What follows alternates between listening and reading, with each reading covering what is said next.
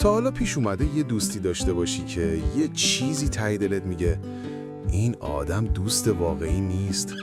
اگه تو ذهنت الان یه نفر اومد بالا، این ویدیو احتمالاً قراره یه حقیقت تلخ رو برات روشن کنه. سلام رفقا، خوش اومدید به یک ویدیوی دیگه. اگه اینجایید یعنی مثل خیلی از ما تجربه دوستایی رو داشتید که ظاهرشون رفیقه ولی باطنشون یه چیز دیگه است. امروز میخوایم درباره 7 نشونه دوستای جعلی حرف بزنیم. چیزایی که اگر بدونید واقعاً میتونه مسیر روابطتون رو عوض کنه. نشانه اول، پشت سرت حرف میزنه. دوست واقعی آبرو تو حفظ میکنه. دوست جعلی پشت سرت شایعه میسازه تا خودش محبوب تر بشه. این اولین اخطار توی رابطه یا اولین چراغ قرمزه.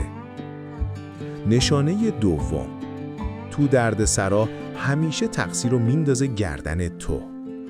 اگه وقتی اوضاع خراب میشه اولین کسی که قربانی میشی تو هستی، بدون این آدم رفیق نیست.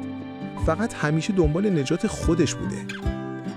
نشانه سوم، همیشه قرارها رو کنسل میکنه. هفته‌ها برنامه ریختی، کلی ذوق داری و بعد ببخشید نمیتونم بیام.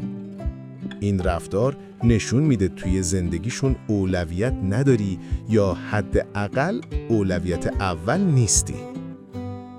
نشانه چهارم، تو رو تو جمع‌هاشون دعوت نمیکنه. همیشه فراموش میشی. پیش خودت میگی شاید یادشون رفته. اما واقعیت اینه که فراموشی نیست، انتخابه و تو انتخابشون نیستی. نشانه پنجم، فقط وقتی کارت دارن پیام میدن. این افراد بعد از مدت‌ها غیبت دقیقاً وقتی نیاز دارن پیداشون میشه. سلام و احوال پرسی؟ هرگز. یه وقت نگی عیب نداره، رفیقمه. نه، این رفاقت نیست، این سوء استفاده است. نشانه ششم، تعریف‌های مسموم. وای فوق‌العاده شدی، امروز خوب شدی یا معمولاً اینطوری نیستی. اوف این لباس چه بهت میاد، همیشه از اینا بپوش. این جملات تعریف نیست، حمله است، ولی توی کاغذ کادو پیچیده شده. نشانه هفتم، رابطه یک طرفه است. اونا فقط درباره خودشون حرف میزنن ولی وقتی نوبت تو میشه حواسشون جای دیگه است. همیشه مشکلاتشون رو جلوی تو میگن ولی برای مشکلات تو هیچ وقت ندارن. این یعنی توجه و احترام صفر.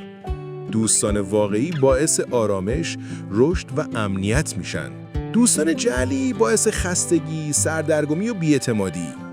اگه الان کسی تو ذهنته، خودتو مجبور نکن ادامه بدی. زندگی کوتاه‌تر از اونه که انرژی تو پای آدم‌های اشتباهی بذاری. پس دکمه‌شو بزن. اگه تجربه دوستای جعلی رو داشتی برام کامنت کن. کدوم نشونه رو توی اون فرد دیدی؟ لایک و سابسکرایب یادت نره، چون حمایت‌های شما باعث میشه اینجور ویدیوها بیشتر ساخته بشه. مرسی که تا آخر همراه بودی.